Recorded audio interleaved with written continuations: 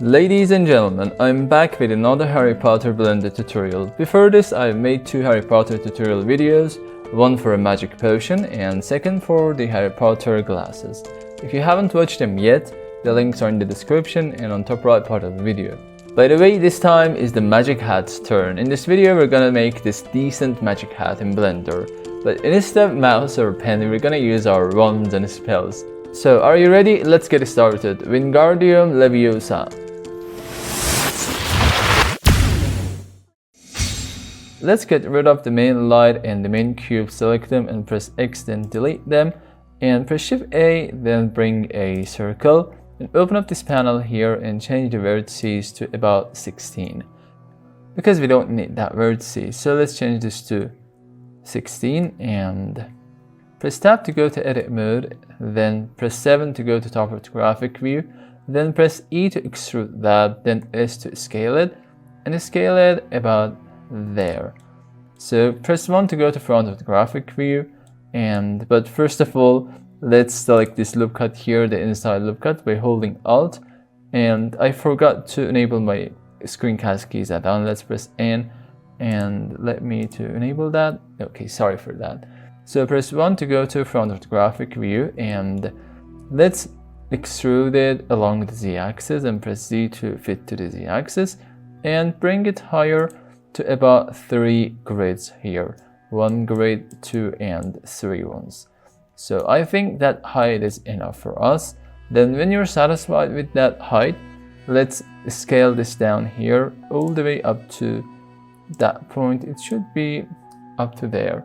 Then let's add about 7 loop cuts. Add some of them, then right click, and from here the number of cuts you can change it to any number you want. I'm going to change it to 7, and it's time to work on the proportional editing. So let's enable the proportional editing and come to X-ray selection mode by holding Alt and Z. Select these top vertices here and press G, and you can control the size of your proportional editing with scrolling down and up your middle mouse button. So bring it here, then start to rotate that and start to make the shape that you want. I'm gonna make a curvy shape like this. It's going to be curved and came up to this point. So the thing I'm gonna do is to rotate and find the correct position with G, and I'm gonna work with G and R actually. And it's not a big deal really. So let's change this loop cut and start to rotate that. Do the same thing for this one as well. Rotate that and bring it a little bit lower and select these ones, rotate, and you can change the size of this proportional editing anytime because we'll need to resize it at some times. And I'm gonna find the correct rotation and correct position for these ones. Let's start to make the shape. And I think we have to change this a little bit more and bring it here lower. It's going to make sense, and we're gonna create the shape by the time gradually. And we have to change these positions a little bit, these vertices, because I don't want to be ideal and without any ups and downs here and there. So it's in the realistic world, we have to create some bumps on these shapes. They wouldn't be completely straight, so I'm gonna change these ones later. Let's focus on that, and let's rotate that a little bit and bring it lower about there. I'm gonna rotate that, and here we need about 3 or 4 loop cuts. Let's add them by Control R. I'm gonna add them, and after left click, you can just press F to fit the shape of loop cuts to the sides of the shape, to this one or to here. If you press F, then E. If you press once, it will fit the shapes to that point, and if you press E again, it will change the shapes of the loop cuts to about here. Let's do it again. Press Ctrl R and add 3 loop cuts. I'm gonna press F, then E. You see that they're going to be similar to this part, and if I press E again, they would be similar to that part here. Now I'm gonna press E and bring it a little bit lower and start to create the shape and maintain the shape a little bit more. So bring this to that point, rotate that, scale it down, and let's scale it down the size of proportional editing and scale this up a little bit. And also about these ones, they are so thin, I think, and make a shape like that. And about this one, this should be a little bit more thicker, just like that. So this is the main shape that I would trying to create. Let's select this one, and maybe we can just scale it on the z-axis a little bit. But actually not z-axis, oh, it was y-axis, sorry about that. So select this loop cut, if I could select it, and scale it on the y a little bit, just a little bit, not so much. It should be a subtle effect. About there, and about this one. For this one, I'm gonna increase it a little bit, not decrease it. So I think that's okay. So let's come out of the X-ray selection mode by pressing Alt Z, and I'm gonna work on these shapes a little bit more to make it a little bit better. Let's add some strong bumps here and there, like that. Don't be afraid of creating these bumps, because I'm gonna add a subdivision modifier and it would be completely okay with that. And actually these bumps make the shape realistic and also interesting. So bring it here and this one here. Then what can I do? I can bring them a little bit out. And about this one, these ones, I think that's okay. Maybe these parts need to be worked on them a little bit. This part as well, and back parts. This one and here, and I think that's okay. So when you're satisfied, press Ctrl 2 to add 2 levels of subdivision modifier, and right click and shade smooth to make it smooth, and press tab again. So let's add another loop cut with Ctrl R to that part to make it a little bit more sharper. So add 3 loop cuts here, and actually 2 loop cuts, not 3. Then press 7 to go to top of the graphic view, select these vertices and press 3. Then press G and start to bring them a little bit higher, and we can control our proportional editing a little bit, make it bigger, and I think that would be okay. Then I start to rotate them just like that and bring them a little bit higher to create that effect, and I think that's good. So select these vertices, press 7 to see it properly, these vertices here, and press 3 again, and then start to bring them a little bit higher about there, and start to rotate that as well. And it shouldn't be that strong as this part, and we can control them a little bit more. Press 3 again and start to rotate them a little bit more as well, and bring them lower. Then let's see what's happening. I think that's good. So let's select some of these vertices here and there, and there should be some random vertices, and press G. Then let's scroll this really down about there and bring them higher, and let's do the same thing for another vertices, and this time we're going to bring them lower a little bit to make it a little bit bumpy, just like that. And I think that's okay, but this shape is a little bit awkward, I think. Let's make it more circularized, like that. And there we go. We can even work on it a little bit more. Select these ones and bring them to the front, like that. But it will make it a little bit sharper, and I don't like that effect. Let's bring them a little backwards and For these ones, we can make them just like that. And I think that's okay. Not bad, actually. So this is the front part of the shape, and this is the back part of the shape. So let's add another part here. Let's come to edit mode again and select this vertex.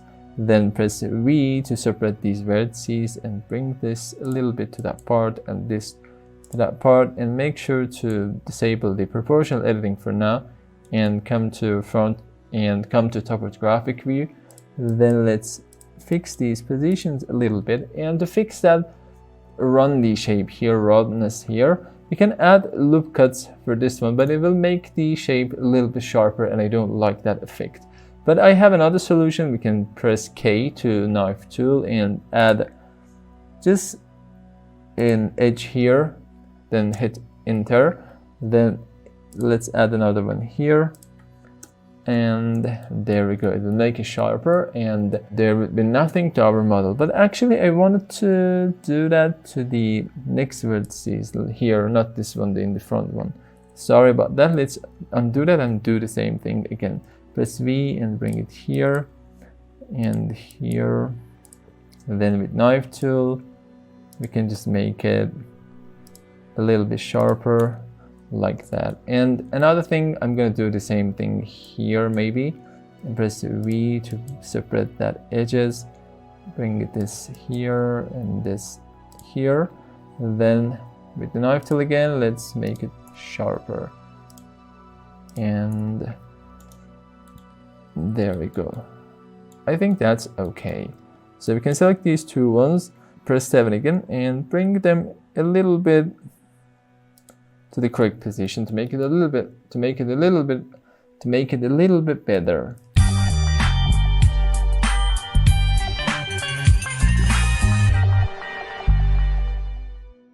So that's good. I think I'm satisfied with that. So press tab again and press 3 to go to face selection mode. Then hold Alt and select this loop cut here. Then press Shift D and right click to cancel the movement. Then P, then selection to separate that as a new object. So come to modifiers tab and add a new modifier. I'm going to add a solidify modifier and bring the solidify before the subdivision modifier, and let's give it a little bit thickness to about there. I think that's going to be good. That's good. And let's change the offset a little bit to go to inside of the shape. About there, and we have to increase the thickness, and we have to increase the thickness a little bit more. Offset is gone too much. I didn't want that. Let's decrease it and add the thickness a little bit more, and just something like that. Yeah, I'm satisfied with that. It's really cool. So select this again and press tab, and with the face selection mode enabled, select these two faces. With Shift D, take a copy and press P, then selection to separate that faces. But I accidentally selected the behind the face as well, but there's no problem. I'm going to delete them here now. So select these ones and press X, then vertices, and now we have just two faces in the front. So let's focus on these faces and select the vertex selection mode and select these two ones. Press G twice to edge slide and bring them about there, and these ones as well.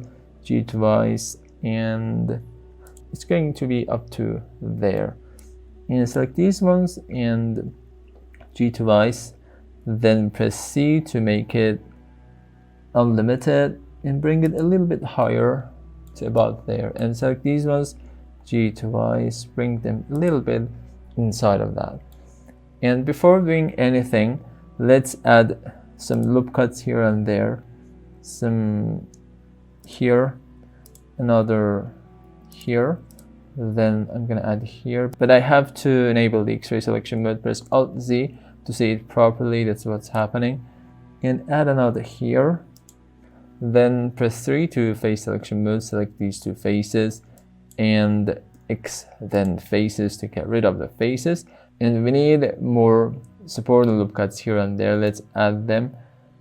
One here, the other one here, to make the edges a little bit sharper, like that. And maybe one in the middle, but I think that's okay. We don't need that. So press Alt Z again to come back to solid view, and this time I'm gonna add thickness a little bit more and change the offset, decrease it a little bit, and there we go. So I think that's okay. And we need a star here. For creating a star, it's really simple. Press 7 to go to topographic view, bring a circle, and on the vertices part, let's change it to 5, and press G, then X to bring it to side part here. Then come to edit mode, and with all of them selected, press F to fill them, and press 1 to vertex selection mode. Then let's start to join these vertices together. I'm going to select 2 by 2 and press J to join them together. So let's do the same thing for the other ones.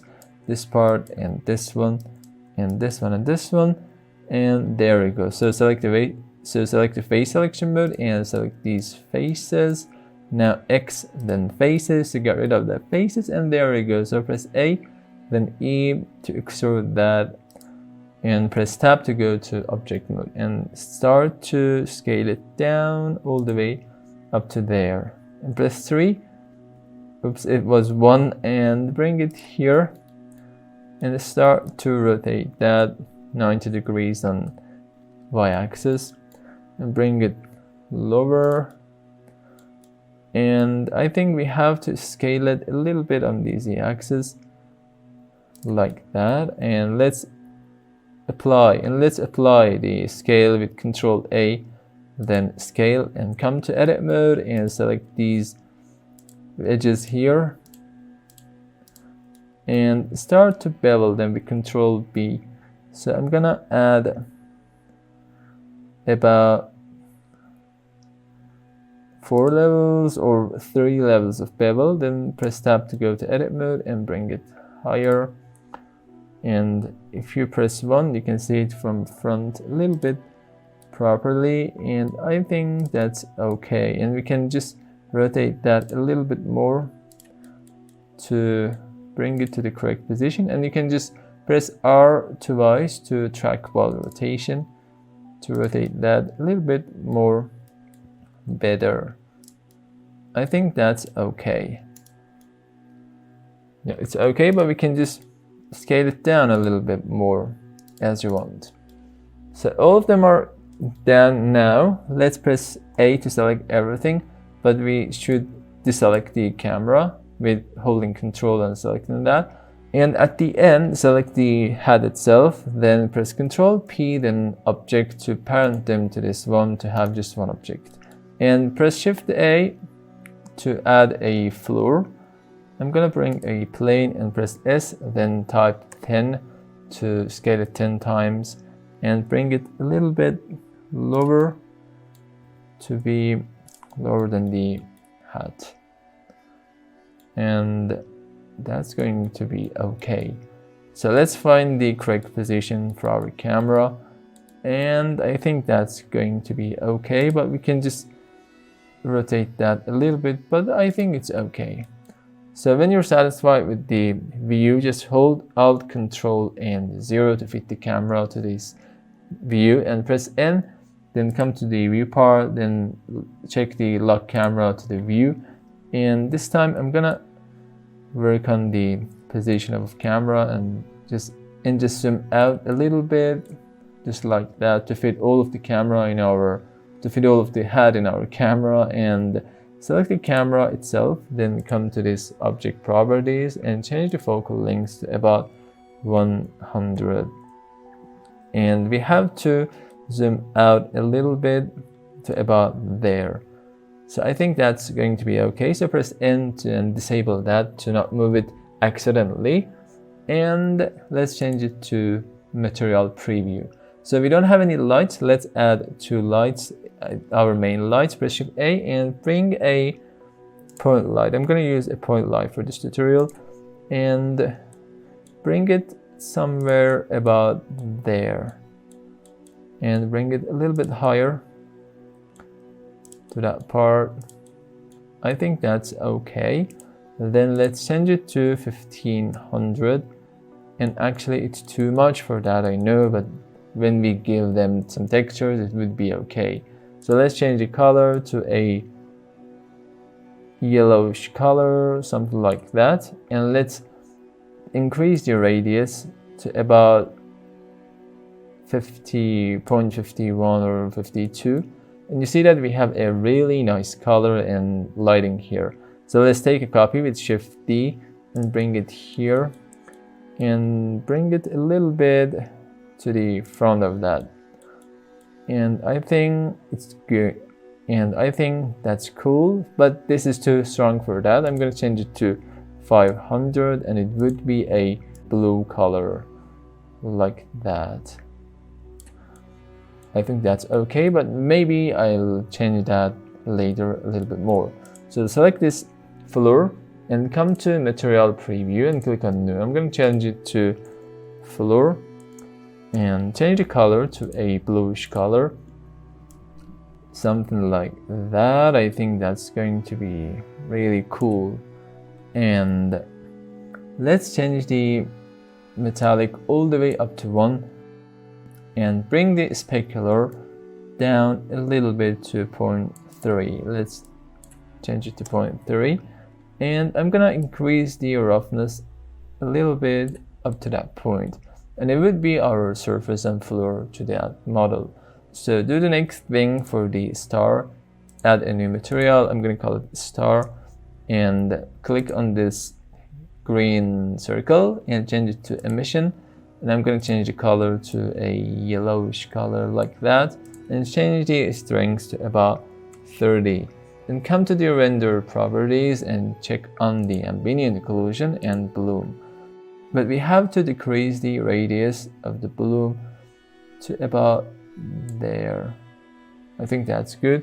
Let's press 0 to see it from the camera view, and I'm gonna increase the threshold a little bit, and we have to work on these properties to have the best result that I want. So that's good, but maybe I'll change that later. So select the hat itself, come to the shading part and change it to render preview and click on new. I'm going to call it hat. Then for the texture of hat, I'm going to use two nodes, the two main nodes actually. One of them is magic node and the other one is noise texture. So press Shift A and search for a magic texture, then press Shift A again, and this time I'm going to search for noise texture and bring it here. Then with node wrangler add-on enabled, you can just hold Ctrl Shift and click on the specific nodes to see its preview, and it's very good to see the preview and it's so powerful. So how to enable the node wrangler add-on, I've described that in previous videos and I'm sure that you've seen it lots of times, millions of times in all of the videos, but I'm going to tell it again for those ones who don't know that. So come to edit in preferences, then add-ons, and what happened? So add-ons, and search here for node wrangler and just enable that, and after that this will work for you as well. So this is the magic texture node, and I'm going to change the depth to about 3, and I'm going to increase the scale a little bit to about 7 or 8, something around this. And for distortion, I'm going to distort it really much to about 21, or maybe a huge numbers to about 35 or 40, as you like. So this is the texture I'm going to use. So let's hold Ctrl Shift and click on the principal BSDF and plug the color of the magic texture to the base color and search for a color ramp and bring it in the middle of the magic texture and principal BSDF. this time with add and color ramp, I'm going to control the amount of this effect, and also I'm going to control the colors of that. You see that it has a really good effect on the colors. So select this one, magic texture, and with node wrangler add-on that I'm described that earlierly, press Ctrl T to bring these two nodes, mapping node and the texture coordinate node. And instead of generated, let's plug the object to the vector of that. And this time it would change the effect a little bit. And I think with this one, 41 is a little bit too much. We can just decrease that to about 30 or 20, or maybe we can just decrease the scale to about that point. It's completely up to yourself. You can do that as you like. I'm gonna do something like that, and let's plug the vector to the vector of the noise texture as well. And I'm gonna mix these two nodes. Let's just disconnect this from the color ramp for a moment and bring them here. And I'm gonna search for mix color. I'm using Blender 3.6. If you're using the older versions, it's mix RGB, not mix color. So if you're using the old versions, make sure to search for mix RGB. So I'm gonna plug the color of the magic texture to A, and the color of the noise texture to B, and change the mix to subtract. And now let's plug the result to the factor of the color ramp here. And there we go, we have this effect here. And I'm gonna work on this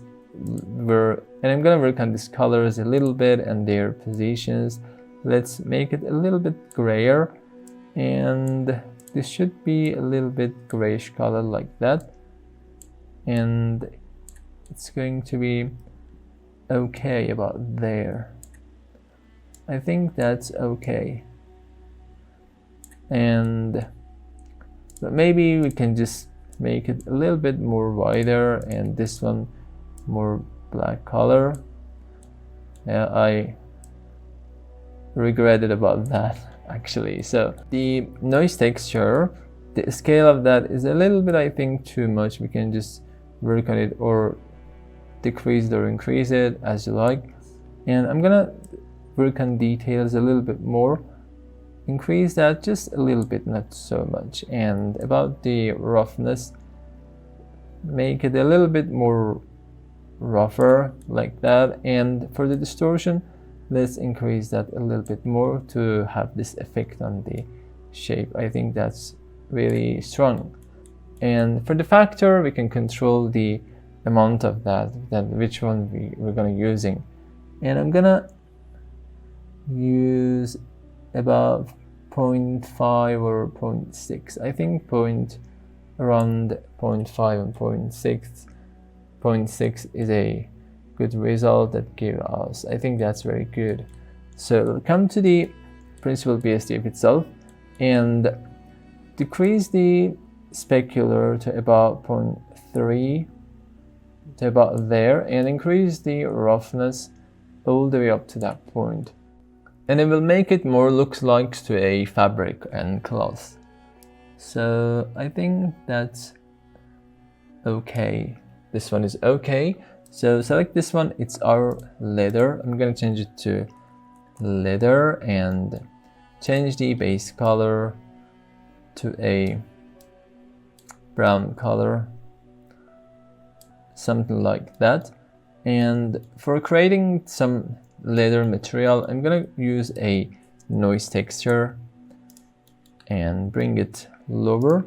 Let's bring a color ramp and bring a normal, not normal, it was bump node, yeah. So bring a bump node and select the noise texture with node wrangler add-on. Press Ctrl T to bring these two nodes here and change this generated to object. And this time I'm gonna plug the color of the noise texture to the height of the bump texture and plug the normal of the bump to the normal. And you see the result is a little bit too much. We have to work on that. We have to increase the scale to a number that we want. I think that's going to be okay about there. And for detail, I don't need any details here. And about the roughness, I don't need any roughness. Let's make them 0 all the way 0, and just increase the scale to about there. And when you're satisfied, just come to the strength and decrease it all the way down to about that point, 0.93. And I think that's okay, but we can just work on that a little bit as well to about there. It should be so subtle. I think that's okay now. And for the roughness, we can just plug the color to the factor and plug the color of the color ramp to the roughness and work on that. So bring the black color a little bit to that point and bring the light here. Let's change these colors a little bit. I don't want it to be too shiny and too rough. It's something in between of them. And let's see it properly. I'm gonna bring it here, and maybe we can change these positions a little bit and also change the colors, make them less touched, just like that. Just like that. It shouldn't be that visible, but I think that's a little bit too shiny. Yeah, I have to change it a little bit. I think that's okay, and even more wider, just like that. And about the color, I can make it a little bit more darker, like that. So this one is the middle part. Click on new, and I'm gonna call it middle, and change the base color to a yellowish color, like that, and increase the metallic all the way up to 1. And for the roughness, I'm gonna make that a little bit more rough, like that, something like that. And there you go. Press 0 on numpad to come to the camera view and actually come to the layout tab, and let's disable these ones here and come to render properties. And here I'm gonna change some of the settings and increase the radius to make it a little bit more touched, to give it life to that star. And actually we can just rotate that to see it from here. Let's enable these ones again and start to rotate that, and come to solid view. Let's zoom into that star and start to rotate it. I think that's okay. Bring it here, about there. I think that's good now. And we can make it a little bit bigger, about there. So press 0 again to go to the camera view and come to render preview. And I think radius is a little bit too much for that, and we can work on that a little bit more. I'm not satisfied with the star here. We can just work on it a little bit more to make it better. Let's come to solid view again and bring it to that position.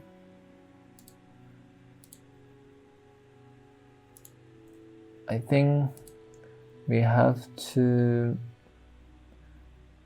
maybe rotate that. It's going to be better now. It's good. So let's take this light and come to the object properties and make the light a little bit more redder, just like that. And this one should be a little bit more saturated and bluer, about there. And here is a little bit too black. Let's take a copy of this light with Shift D and bring it here and bring it a little bit lower and find the correct position for that to about there, and bring it higher a little bit. And for this one, I'm gonna change the color to a yellow color and decrease the power to about 20. And it's actually, I think, the glow of the star on this part, and I think that's okay, but we need another light from the top. You see the top part is it's completely dark, and that's not good. So press Shift A and bring in, where's lights, and bring in an area light, bring it to the top of the model and increase the and start to scale that. Press 3 to go to side or graphic view, and actually press 1 and start to rotate that to that direction and increase the power about there. So press 0 again, and that gives us a cool effect, and I think that's okay. And there we go, we've created this decent magic hat in Blender. I hope you learned something, and actually this is our third Harry Potter tutorial in Blender. I myself enjoying these videos, and I hope you enjoy them as well and learn something. If you did, just click on that like button below and tell me that this was helpful for you to support the channel and to give a feedback for me that how you think of the videos and also the channel.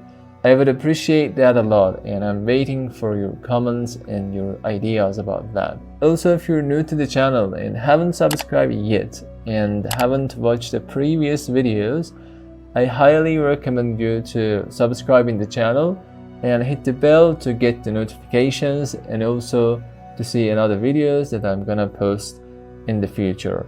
So stay tuned, see you on the next video.